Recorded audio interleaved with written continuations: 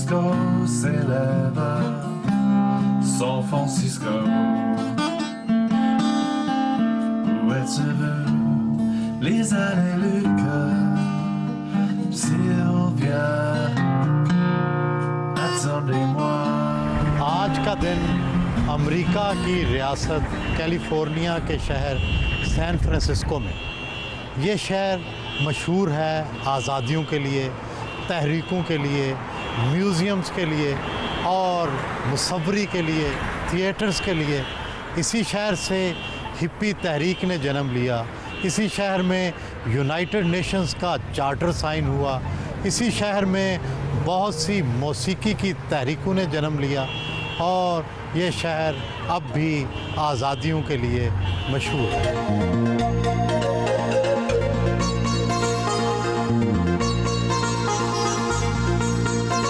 मैं इस वक्त सैन फ्रांसिस्को के सिटी हॉल के साथ खड़ा हूँ और ये शहर की अज़मत की दास्तान भी सुनाता है और इस शहर पर क्या क्या गुज़री उसकी कहानी भी सुनाता है। ये शहर कभी तो मेक्सिको का हिस्सा था, फिर 1846 में ये अमेरिका का हिस्सा बना। इसी शहर में 1906 में ऐसा ज़ल्ज़ला आया कि सब कुछ तहबाला हो गया, मगर फिर से शहर को नए सिरे से तामीर किया गया और ऐसा लगता है कि यहाँ कभी कोई ऐसी आफत आई ही नहीं थी। इसी टाउन हॉल पे खड़े होकर सैन फ्रांसिस्को के बारे में ये भी कहा जा सकता है कि ये सीढ़ियों का शहर है, ये नशेबो फराज का शहर है, ये ऊंचाइयों और निचाइयों का शहर है। इस शहर में कोई सड़क नीचे जा रही है और कोई सड़क ऊपर जा रही है। सैन फ्रांसिस्को थिएटरों का शहर है, आर्ट गैलरियों का शहर है, म्यूज़ियम्स का शहर है। 8 लाख आबादी का ये शहर यूँ तो बहुत छोटा लगता है, मगर अमरीकी मईशत में इसका और सिलिकॉन वैली का बहुत बड़ा हिस्सा है। कहा जाता है कि सैन फ्रांसिस्को और सिलिकॉन वैली अमरीका की 4 उन बड़ी रियासतों में शामिल होते हैं जो अमरीका की मईशत का सबसे बड़ा हिस्सा है। सैन फ्रांसिस्को रंग बिरंगा शहर है। आइए इसके मुख्तलिफ रंगों को देखें।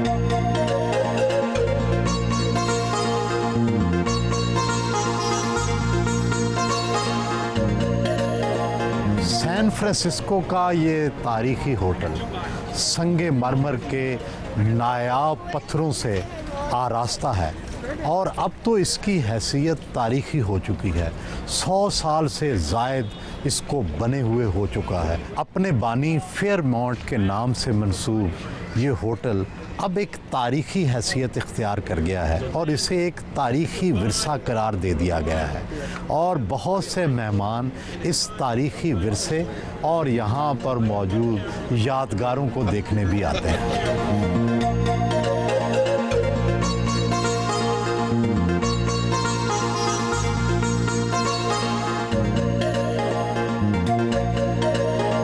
फेयरमाउंट होटल की हैसियत तारीख़ी है।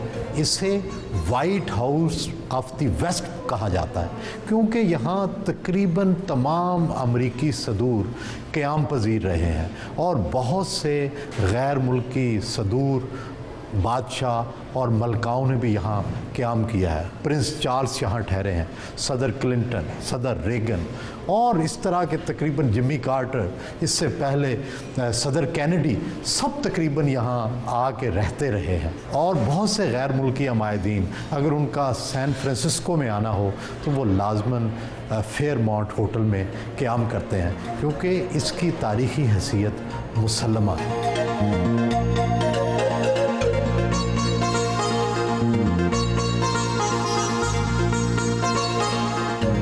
फेयरमाउंट होटल सिर्फ अमरीकी सदूर और गैर मुल्की आबादीन की जाए रिहाइश नहीं रहा। फेयरमाउंट होटल के साथ एक बहुत ही तारीख़ी वाक़या भी मंसूब है। 3 महीने तक अमेरिका, रूस, चाइना, फ़्रांस और बरतानिया के नुमाइंदों के यहाँ मुज़ाकरात हुए और अक़वाम मुत्तहिदा का इब्तदाई चार्टर इसी कमरे में तैयार हुआ और आज जो अक़वाम मुत्तहिदा में ह्यूमन राइट्स के बारे में, इंसानी हकूक़ के बारे में और ओवरऑल अमन के बारे में जो शिकें शामिल हैं उनकी तैयारी सैन फ्रांसिस्को के इसी होटल के इसी कमरे में तय हुई।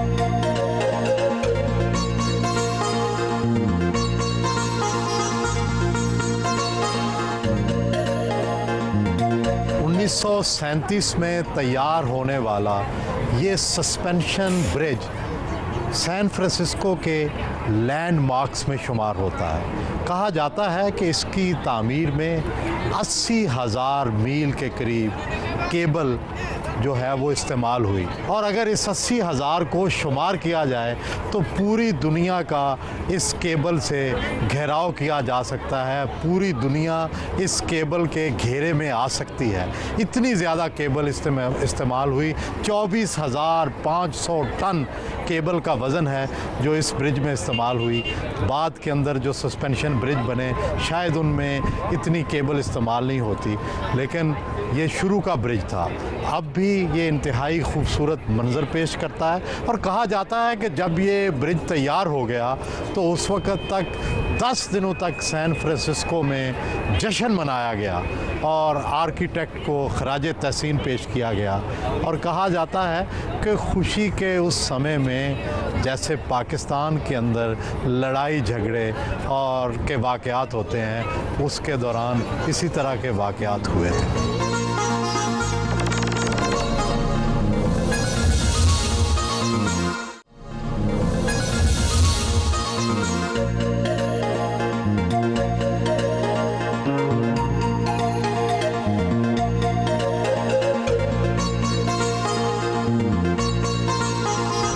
तक फैले हुए सफ़ेद संगे मरमर के एक ही तरह के कतबे ये सैन फ्रांसिस्को का शहर खामोशा है, लेकिन यहाँ दफन होने का एजाज़ सिर्फ़ उन फ़ौजियों को जो है जो जंग में अपनी जान की बाजी लगाकर अपने मुल्क को सुरखरू कर गए। इस शहर खामोशा के कुछ कवायद व ज़वाबित हैं।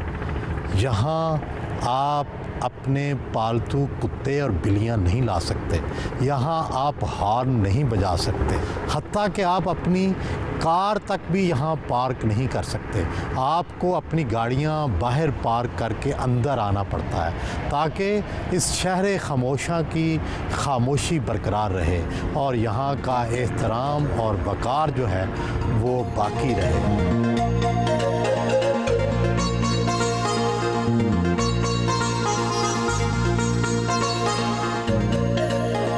कहा जाता है कि इस कब्रिस्तान में किसी एक भी सिविलियन की कब्र नहीं। यहाँ सिर्फ़ और सिर्फ वतन के लिए अपनी जान कुर्बान करने वाले फ़ौजियों की कब्रें हैं। जांबाज फ़ौजियों के इस कब्रिस्तान में तदफीन का हक़ और एहतराम और एज़ाज़ सिर्फ़ उन्हीं फ़ौजियों को हासिल है जिन्होंने जंगों में अपने मुल्क के मुख्तलिफ़ मार्कों में हिस्सा लिया। बाज़ अपनी जान हार गए और बाज़ शायद अपनी कुदरती मौत के बाद वफ़ात पाई, लेकिन उन्हें भी यहाँ पर जगह दी गई एहतराम के तौर पर, एज़ाज़ के तौर पर। और अब इस कब्रिस्तान की देखभाल हुकूमत करती है। बहादुर कौमें अपने जांबाज़ों का और वतन के लिए अपनी जान निछावर करने वालों का एहतराम इसी तरह से करती है।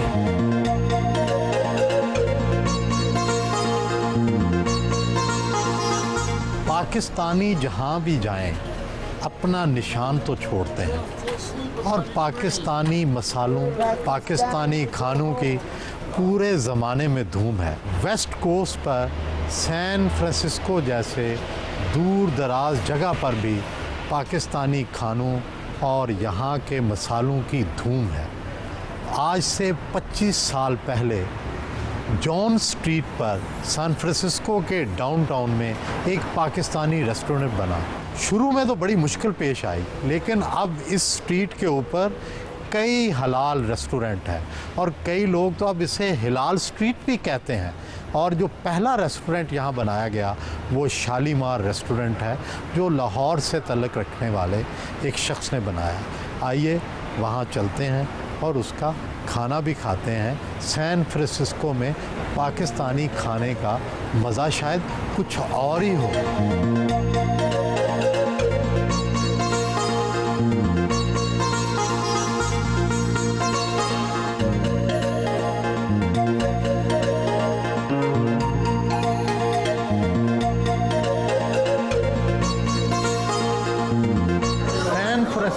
जैसे दूर दराज मकाम पर आपको पाकिस्तानी रेस्टोरेंट बनाने का ख्याल कैसे आया?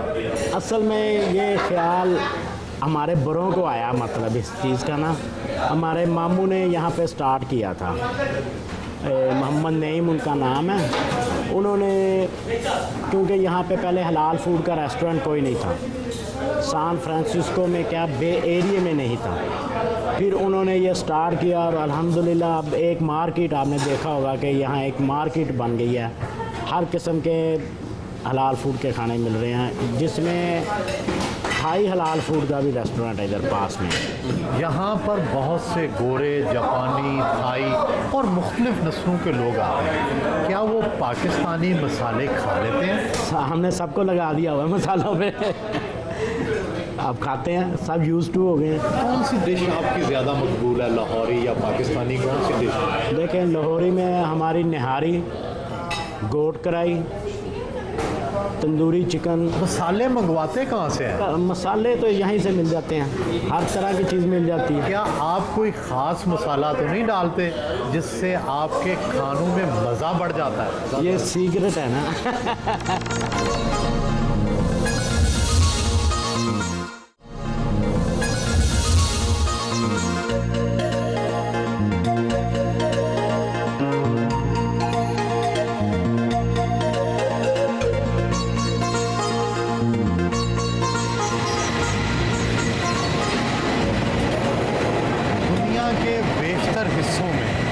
जब टांगों, रेड़ों और पालकियों पर सवारी की जाती थी, सैन फ्रांसिस्को में उस ज़माने में ट्राम चलाई गई। और याद कीजिए कि 1857 में हिंदो पाक में जंग आज़ादी हुई और उस ज़माने में सारा सफ़र जो था वो रेड़ों पर, टांगों पर और पालकियों पर किया जाता था। सैन फ्रांसिस्को आने वाले सयाहों के लिए ये ट्राम इंतहाई कशिश का बायस है और बहुत से लोग इसमें सवार होकर एंजॉय करते हैं। ये ट्राम इंजीनियरिंग का एक बहुत ही दिलचस्प शाहकार है। इसे लोहे के रस्सों के ज़रिए ऊपर खींचा जाता है और फिर उन्हें ढीला छोड़ा जाता है। यही इस ट्राम को चलाने का ज़रिया है। गियर और ब्रेक भी ट्राम के अंदर मौजूद है, जिससे इसे रोका भी जा सकता है। दिलचस्प बात यह है कि अब भी इसके अंदर हार नहीं लगाया, बल्कि पुराने ज़माने की घंटियों के ज़रिए ही इसके आने और जाने का ऐलान होता है।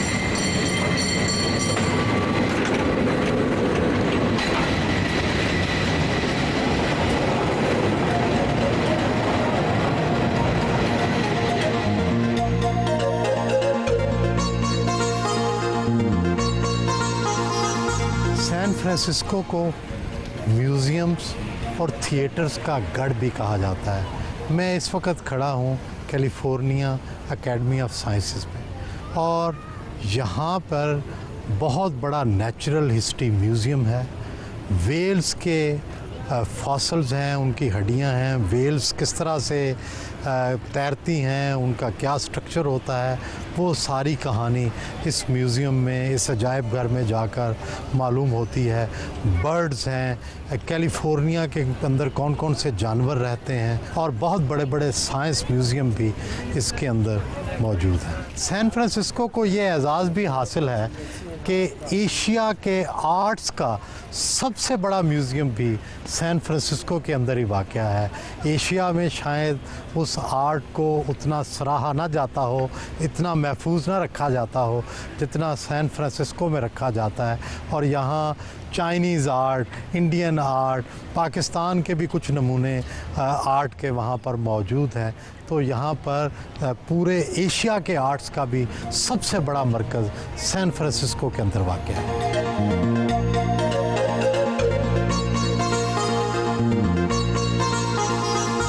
सैन फ्रांसिस्को रंगों का शहर है, कौसे कज़ा के रंगों का शहर। हालत तो यह है कि यहाँ लोगों ने अपने घरों को भी मुख्तलिफ रंगों से सजा रखा है। किसी घर का रंग गहरा सुर्ख है और किसी का गहरा सब्ज़, और इन घरों को पेंटिंग क्वींस कहा जाता है।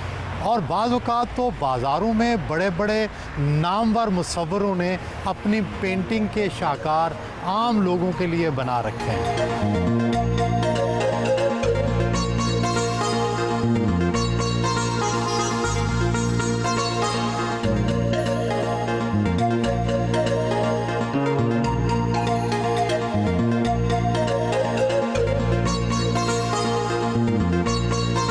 कहते हैं दूसरों की मिसालों से बहुत कुछ सीखा जा सकता है। ऐसी ही एक मिसाल सैन फ्रांसिस्को के सिविल इंजीनियर पैन हैंडल की है। उन्हें ये टास्क दिया गया, उन्हें ये काम दिया गया कि ये जगह जहाँ मैं इस वक्त एक हरे भरे जंगल में बैठा हूँ, चारों तरफ फूल हैं, लंबे लंबे यूकलिप्टस के दरख्त हैं, यहाँ किसी वक्त रेत उड़ती थी, किसी वक्त यहाँ पे कुछ उग नहीं सकता था और सैन फ्रांसिस्को के लोग बहुत परेशान थे, यहाँ से रेत उड़कर उनके घरों में जाती थी। चुनाचे पैन हैंडल को ये टास्क दिया गया कि आप यहाँ सब्ज़ा उगाएं, यहाँ दरख्त लगाएं। पैन हैंडल ने दिन रात एक कर दिया और यहाँ पर नए नए तजर्बात किए। कहते हैं कि उसने खाद की एक ख़ास किस्म को रेत में मिलाकर जब यूकलिप्टस या सफ़ेदे के दरख्त लगाए तो वो बहुत तेज़ी से उनकी नशोनुमा हुई और यहीं से उसने बहुत सारे और तजर्बात किए और चंद ही सालों में ये सैन फ्रांसिस्को का सबसे हरा भरा ख़ित्ता बन गया। और फिर दिलचस्प बात ये भी है कि जब पैन हैंडल रिटायर होने लगे, उनका रिटायरमेंट का वक्त आ गया, तो सैन फ्रांसिस्को के लोग खड़े हो गए।